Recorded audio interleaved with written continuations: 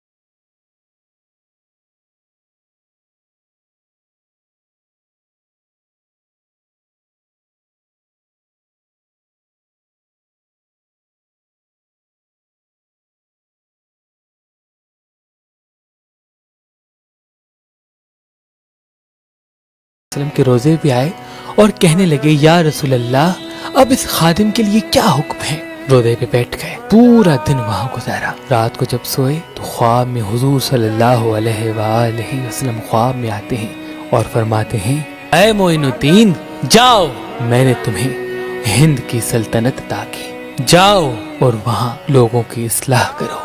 तो बस आप सीधा बगदाद आए, बगदाद के बाद मुल्तान आए, मुल्तान से लाहौर आए और उसके बाद पटियाला और पटियाला से अजमेर आ पहुँचे। अजमेर का असल नाम आजा मेर है। आजा कहते हैं सूरज को और मेर कहते हैं पहाड़ को। 7वीं सदी में अजमेर की बुनियाद रखी गई और ये इलाका पृथ्वीराज चौहान की सल्तनत था। अजमेर में इंसान को अपनी जात से पहचाना जाता था। गरीब और मुफलिस को बार बार उसकी मुफलिसी और गुर्बत का एहसास दिलाया जाता था। जुल्म इस तरह से आम था कि मजलूम की पुकार किसी इंसान तक नहीं पहुंचती थी। बस ख्वाजा गरीब नवाज अपने मुबारक कदम लिए अजमेर में फिरते रहे। आपके साथ आपके 40 मुरीद भी थे। अजमेर के लोगों ने जब आपके चेहरे के नूर को देखा तो वो हैरान हो गए कि ऐसा बारोब बाइल्म इंसान हमने पहले कभी नहीं देखा। घूमते घूमते आप उस जगह आ पहुँचे जिस जगह को वहाँ के लोग सबसे कमतर समझते थे। आप वहाँ आके अपने मुरीदों के साथ बैठ गए। शाम होने लगी तो कुछ लोग आए और कहने लगे कि ओ बाबा उठो यहाँ से, यहाँ पे गवर्नमेंट के ऊंट बैठते हैं। तो हजरत ख्वाजा गरीब नवाज ने मुस्कुरा के कहा, अल्लाह की जमीन वसी है, जाओ किसी और जगह बिठा लो। उन्होंने कहा, ऐ बाबा उठो यहाँ से, ये पृथ्वीराज चौहान के ऊँटों की जगह है, जाओ कहीं और जगह बैठो। बस ये कहना था तो ख्वाजा गरीब नवाज उठे और कहा, ऊँटों को बिठा तो लो, लेकिन ऊँट बैठे ही रहेंगे। और वहाँ एक झील थी जिसका नाम अना सागर था। आप उसकी तरफ रवाना हो गए और उसके साहिल पे आके बैठ गए। वहाँ हजारों पंडित थे जो ख्वाजा गरीब नवाज को अजीब निगाहों से देख रहे थे, लेकिन आप मुसलसल अल्लाह के जिक्र में मसरूफ अमल नजर आ रहे थे। बस रात गुजर गई। जब सुबह हुई तो वो गवर्नमेंट के मुलाजिम सब दौड़ते हुए आए और आके ख्वाजा गरीब नवाज के पांव पे गिर गए और अर्ज करने लगे, ऐ अल्लाह के वली, हमसे गलती हो गई। हम काफी देर से ऊँटों को उठा रहे हैं, लेकिन ऊँट उठने का नाम ही नहीं ले रहे, जैसे बैठे ही बैठे हैं। हमारे राजा का हुक्म है कि ऊँट लेके आओ, लेकिन ऊँट है कि हमारी मानते तक नहीं। तो ख्वाजा गरीब नवाज ने कहा, जाओ, तुम्हारे ऊँट उठ चुके हैं। जैसे ही सिपाही वहाँ पहुँचे, क्या देखें, सब के सब ऊँट उठे हुए हैं और उनका सर ख्वाजा गरीब नवाज की तरफ सजदे में झुका है। ये मंजर देख के सिपाही हैरान हो गए और ये बात पृथ्वीराज चौहान तक पहुँची। पूरे शहर में इस बात का तस्करा चलने लगा। जैसे कि पृथ्वीराज चौहान एक नजूमी था और उसकी वालिदा भी नजूमी थी, तो उन्होंने सितारों के इल्म से ये जान लिया था कि कोई ऐसा फकीर आएगा जिसकी बद्दुआ से उसकी सल्तनत खत्म हो जाएगी। पृथ्वीराज चौहान को डर लगा कि शायद वो फकीर ये तो नहीं। बस दिन गुजर रहे थे। कुछ दिनों में वो जो झील पे पंडित बैठे हुए थे, वो सब पृथ्वीराज चौहान के पास आए और कहने लगे, ऐ हमारे राजा, नदी किनारे एक फकीर आया है। जैसे कि वो जात में हमसे कम है। वो नदी किनारे नमाज पढ़ते रहते हैं, नदी का पानी वुजू के लिए इस्तेमाल करते हैं, नदी के पानी को बेइज्जत कर रहे हैं, खराब कर रहे हैं, गंदा कर रहे हैं। उसको नदी से उठा दो, क्योंकि 2 दिन के बाद हमारा मेला है और हजारों लोग नदी किनारे आएंगे। अगर आपने उठाया नहीं तो हम इस फकीर को मारेंगे और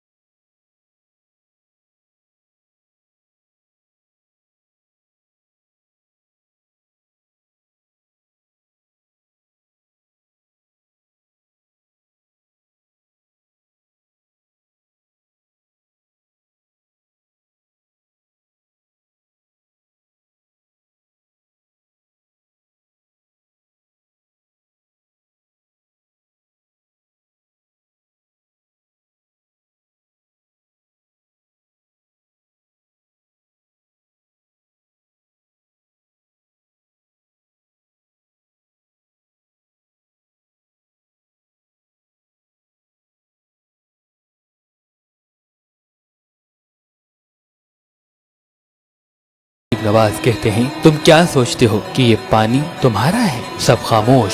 एक पंडित ने कहा, हाँ हाँ, ये पानी हमारा है और हम यहाँ पे स्नान करते हैं। ख्वाजा ने कहा, इस पानी का खालिक एक है जिसके नजदीक कोई जात धर्म नहीं, वो सब पे मेहरबान है। उन पंडित ने कहा कि जाओ बाबा जाओ, किसी और जगह जाओ। ख्वाजा गरीब नवाज ने देख के कहा, ठीक है, तो बस हम अपने हिस्से का पानी लेके जा रहे हैं। ख्वाजा ने एक लोटा झील में डाला। जैसे ही लोटा ऊपर उठा, झील का पूरा पानी खुश्क हो गया। सब पंडित हैरान हो गए कि ये क्या हो गया, और ख्वाजा गरीब नवाज झील को छोड़ के चलने लगे। बस ख्वाजा गरीब नवाज आगे आगे, पीछे उनके मुरीद और उसके पीछे वो हजारों लोग जो स्नान करने के लिए आए थे। वो कदमों पे गिर गए और कहने लगे, ऐ अल्लाह के वली, हमें पानी दे दो, हमें माफ कर दो। ख्वाजा गरीब नवाज ने कहा, कभी किसी इंसान को कम मत समझो, क्योंकि तुम्हें क्या पता, जिसको तुम कम समझ रहे हो अल्लाह के नजदीक वो सबसे अजीज हो। बस ये कहकर ख्वाजा ने अपने लोटे का पानी जैसे ही झील में डाला तो झील फिर से बहने लगी। अल्लाह के वली का ये मौजज़ा देखकर वहाँ जो लोग थे वो सब मुसलमान बन गए। ये बात जब पृथ्वीराज चौहान तक पहुंची तो वो और भी डर गया और सोचने लगा कि यकीनन वो यही फकीर है जो मेरी सल्तनत को तबाह करेगा। बस ख्वाजा गरीब नवाज के मुरीद दिन पर दिन बढ़ते रहे। पूरे राजस्थान में एक ही अल्लाह के वली का जिक्र चल रहा था। जो परेशानी के आलम में आपकी खिदमत में आता, आप ऐसी दुआ करते کہ وہ फैज़याब हो जाता। बे औलाद औलाद लेके जा रहे हैं, बेरोजगार रोजगार लेके जा रहे हैं, परेशान हाल अपनी परेशानियों का इलाज लेके जा रहे हैं। बस ये बात पृथ्वीराज चौहान को महाल लगी। उसने ख्वाजा गरीब नवाज की इज्जत कम करने के लिए बड़े बड़े पंडितों और आलिमों को बुलाया और कहा कि इस फकीर को जरा बताओ कि इसे कुछ नहीं आता, लेकिन जो भी आए वो ख्वाजा गरीब नवाज के हाथ पे बैयत कर ले। पृथ्वीराज चौहान के दरबार में उसका जो सबसे बड़ा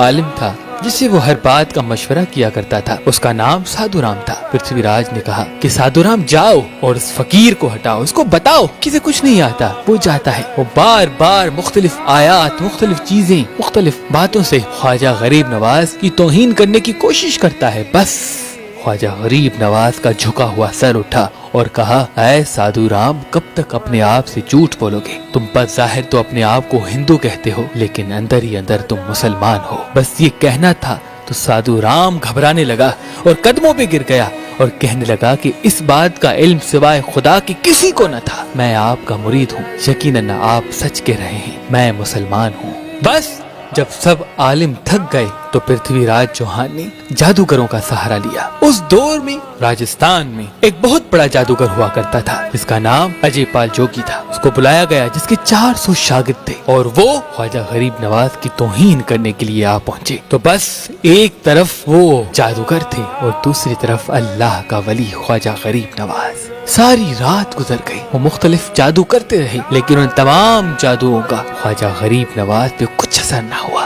बिलाखिर वो हाथ जोड़ के अर्ज करने लगे कि यकीनन ये आम इंसान नहीं, इस पे अल्लाह का करम है और जिस पे अल्लाह का करम हो उसका कोई मुकाबला नहीं कर सकता। और वो जादूगर कहने लगे कि इसके चेहरे का नूर बता रहा है कि ये सच्चा है और जिस दीन पे ये होगा वो दीन भी सच्चा है। वो सब के सब जादूगर मुसलमान बन गए। इस बात से ख्वाजा गरीब नवाज की शोहरत राजस्थान में और भी बढ़ गई। तो पृथ्वीराज चौहान ने ख्वाजा गरीब नवाज के मुरीदों पे जुल्म करना शुरू कर दिया और मुरीदों को कैद कर दिया और पैगाम भिजवाया कि अगर तुम ये राजस्थान छोड़ दोगे तो मैं तुम्हारे मुरीद तुम्हें वापस कर दूंगा, नहीं तो मैं उन्हें मार दूंगा। ख्वाजा गरीब नवाज अपने मुरीदों से बहुत प्यार किया करते थे। उन्होंने कहा, सिर्फ ये बात है कि मैं यहाँ से चला जाऊँ, ठीक है मैं जाता हूँ, लेकिन अब ये सल्तनत मुझे बुलाएगी, ये जमीन मुझे बुलाएगी और तुम जल्द मुसलमानों के हाथों गिरफ्तार किए जाओगे। पृथ्वीराज चौहान हंसने लगा और ख्वाजा गरीब नवाज अपने मुरीदों को लेके चले गए। उन दिनों शहाबुद्दीन गौरी, जो पृथ्वीराज चौहान से बुरी शिकस्त खा के बैठा था, वो बार बार अपनी शिकस्त को याद करके रोता रहता था। एक दिन उसकी ख्वाब में एक अल्लाह का वली आया और कहने लगा, ऐ शहाबुद्दीन उठो, जाओ पृथ्वीराज चौहान से जंग करो, वो जल्द तुम्हारे हाथों कैद होगा। तो बस वो अफगानिस्तान से चला और राजस्थान पे काबिज हो गया और पृथ्वीराज चौहान को कैद कर दिया। जैसे ही कैद करे तो लोग कहने लगे कि एक फकीर हुआ करता था जिसने कुछ दिन पहले ये कहा था कि ये पृथ्वीराज चौहान जल्द मुसलमानों के हाथों कैद होगा। तो शाह गौरी ने कहा, मैं उस फकीर को ढूंढना चाहता हूँ। अपने तमाम फौजियों को कहता है कि जाओ अल्लाह के उस वली को ढूंढो। बस ढूंढते ढूंढते ख्वाजा गरीब नवाज के कदमों पे आके वो फौज पहुंची। 5 रजबुल मुरज्जब 633 हिजरी को इशा की नमाज के बाद आप अपने हुजरे में गए और मुरीदों से ताकीद की कि कोई भी हुजरे में ना आए। वक्त तहज्जुद तक जिक्र हक की आवाज आती रही और फिर मौकूफ हो गई। फजर का वक्त जब करीब आया तो खादमीन आपके हुजरे के दरवाजे पे आकर अर्ज करने लगे, अस्सलात अस्सलात, लेकिन अंदर से कोई जवाब न आया। बस फजर का वक्त खत्म होना था। मुरीद हुजरे में आकर देखे तो आप दारुल फना से दारुल बका की तरफ कूच कर चुके हैं। आपके चेहरे मुबारक से नूर की शुआएं उभर रही हैं और पेशानी पे नूर से अल्लाह का इस्म तहरीर है। आपके जिस्म मुबारक को आपके उसी हुजरे में तदफीन कर दिया गया, लेकिन आपका फैज ता अबद ता हयात मुसलसल कायम व दायम रहेगा और हिंदुस्तान का हर बादशाह तब तक बादशाह नहीं बनता जब तक आपके कदम न चूमे। अल्लाह के नबी हजरत सुलेमान अलैहिस्सलाम से एक पत्थर मंसूब है जिसको सुलेमानी अकीक कहते हैं। इस पत्थर को तिलस्मी पत्थर, रूहानी पत्थर और फतेह का पत्थर भी कहा जाता है। अल्लाह के वली हजरत शाह शम्स तबरेज ने फरमाया कि सुलेमानी अकीक पहनने वाले जिस्मानी और रूहानी बीमारियों से अल्लाह की पनाह में रहते हैं। अगर किसी को नींद न आए तो वो रात को अपनी आंखों पे सुलेमानी अकीक रखेगा तो अल्लाह के करम से उसे सुकून से नींद आने लगेगी। जो इंसान जहनी दबाव, डिप्रेशन का शिकार है, सुलेमानी अकीक पहनने से अल्लाह के करम से वो डिप्रेशन से निजात पाएगा। उसके अंदर खुद पे भरोसा और उसमें आगे बढ़ने की तड़प पैदा होगी। सुलेमानी अकीक नजर, जादू, तावीज का एक बेहतरीन तोड़ है और सुलेमानी अकीक कामयाबी और फतेह का निशान भी। तभी शाह शम्स तबरेज फरमाते थे, सुलेमानी अकीक पहनना इंसान को मुसीबतों से दूर रखता है और बिगड़े हुए काम भी अल्लाह के करम से बनने लगते हैं। तो अभी हमारी वेबसाइट मेहरबानी.com पे आएं और ये पत्थर हासिल करें। आप अपना लकी पत्थर हमारी एप्लीकेशन जो गूगल प्ले स्टोर और आईफोन ऐप स्टोर पे मौजूद है उनसे भी हासिल कर सकते हैं। मजीद मालूमात के लिए हमारे नंबर पे कॉल करें।